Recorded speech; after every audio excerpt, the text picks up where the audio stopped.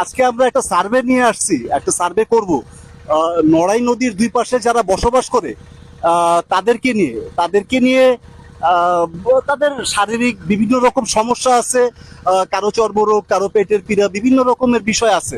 তো আমরা বিষয়টা যখন শুনলাম তখন আমার কাছে মনে হয়েছে যে আমাদের যে সংগঠন আমার প্রকৃতি আমার ছবি, এই যে সংগঠনটা, এটা একটা সামাজিক সংগঠন, প্রকৃতি নিয়ে কাজ করি। তো আমরা সেই সার্ভেটা করব এবং সংশ্লিষ্ট যারা আছেন তাদেরকে আমরা এই সার্ভের যে রিপোর্টটা সেটা পৌঁছে দিব। তো আসসালামু আলাইকুম বন্ধুরা, আমি আজ এসেছি নড়াই নদীতে। এই নড়াই নদী দিন দিন দূষিত হয়ে যাচ্ছে। এটা ঢাকা শহরের অত্যন্ত প্রাণকেন্দ্র। এই নড়াই নদীতে মানুষ তো আশপাশে মানুষের বসবাস অনুপযুক্ত হয়ে পড়েছে। পাশাপাশি হাঁস মুরগি এখানে বসবাস মানে খামার করা সম্ভব হচ্ছে না। তো আজকে আমরা আমার প্রকৃতি আমার দেশ আমার ছবি, আমার প্রকৃতি আমার ছবির পক্ষ থেকে আমরা এই নড়াই নদীতে ভিজিট এসেছি। আচ্ছা ফারুক ভাই, এখানে যে নড়াই নদী এবং বালু নদী এর পাড়ে তো আপনাদের বসবাস। এখানে আপনারা কি কি সমস্যা দেখতে মানে আপনারা কি কি করতে? তো দেখছি এক সময় দেখতাম নদীর মধ্যে মাছ ধরতো, খাইতো। ওই নদীর মাছ আমরা খাইতাম, মাছ খাওয়াইতো, আমরা মাছ কিনে লাগে নাই। খালে নদী জিওল মাছ, টাকি মাছ, ট্যাংরা মাছ, বড় বড় রুই, কাতল, বোয়াল। অনেক সময় দেখছি ধর্মজাল খাওয়াই আমার বাচ্চা চাটা ধরছে। ওখানে তো ভাই আমাকে সমস্যা শেষ নাই। যে এই সমস্যার কথা কোন দিকে সমস্যা কমু, আমগো বাচ্চারা ওইবে আমগো অনেক সময় ওই নদীর পাড়ে ননগা লাগে, মানে এই পচা পানির গেরানে বাচ্চারা চিয়ার পারে, এইপরে শ্বাসকষ্ট হয়, এইপরে খাসবি, পেঁচড়া, এইপরে এই যে ডায়রিয়া, এইপরে এই মানে মানে আমগো জীবনটা মনে করেন দেখে ব্যর্থ হয়ে গেছে। তো আবু তালেব ভাই, আপনার তো এই এলাকায় বড় হয়েছেন। হ্যাঁ, আমি এলাকায় পড়েছি। তা আপনি এখানে কি কি সমস্যা, এই যে আজকে নড়াই নদী এবং বালু নদী এটা দূষিত হয়ে গেছে?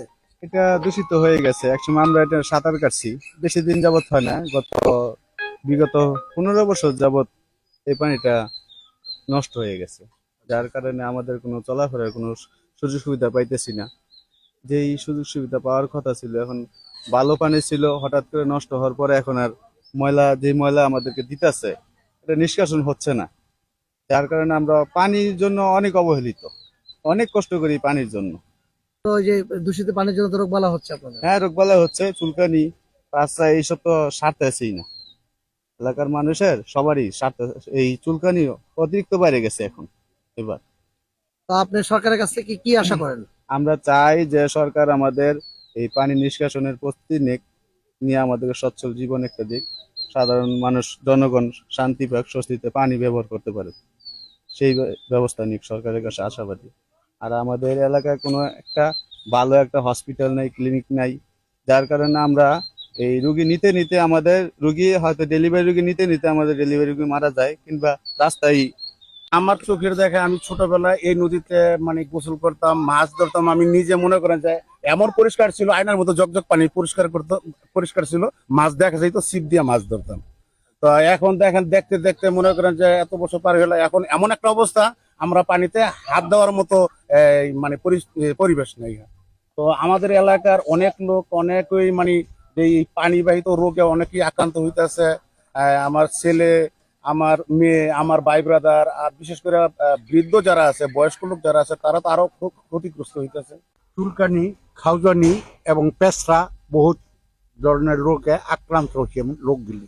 অতএব অতি শীঘ্রই জায়গাটা একটু কাজ করলে ভালো হতো, সরকারের দৃষ্টি আকর্ষণ করে বলছেন। কি ধরনের কাজ করলে আপনাদের লোক শক্তিকে আপনারা দেখাই পান? পানিটা নিষ্করণ করুন। আচ্ছা, কোনো ক্লিনিক, স্বাস্থ্যসেবা, কোনো ক্লিনিক এবং স্বাস্থ্যসেবা যদি সরকারের পক্ষ থেকে দেয়, তো সেক্ষেত্রে কি আপনাদের জন্য, আপনি কি মনে করেন যে সুবিধা হবে? সুবিধা হবে অনেক, এই দেশে আমি অনেক সুবিধা না, জনগণের সুবিধা হবে। বুঝছেন? এখন ফেরত যাচ্ছে, বেলাও প্রায় শেষ। তো আমরা অনেকের সাথে কথাবার্তা বলেছি, এখানে আমাদের ভিডিওর মধ্যে সেগুলি দেখবেন আপনারা। তো মানে অত্যন্ত হৃদয় বিদারক বিষয় হচ্ছে যে এখানে আসলাম যখন, তখন কেউ কেউ বললো যে গবাদি পশু সেইটাও এখানে জীবিত থাকে না। এখানে এই পানির মধ্যে গবাদি পশু নামলে সেটাও মরে যায়। সুতরাং অত্যন্ত মানবিক বিষয়।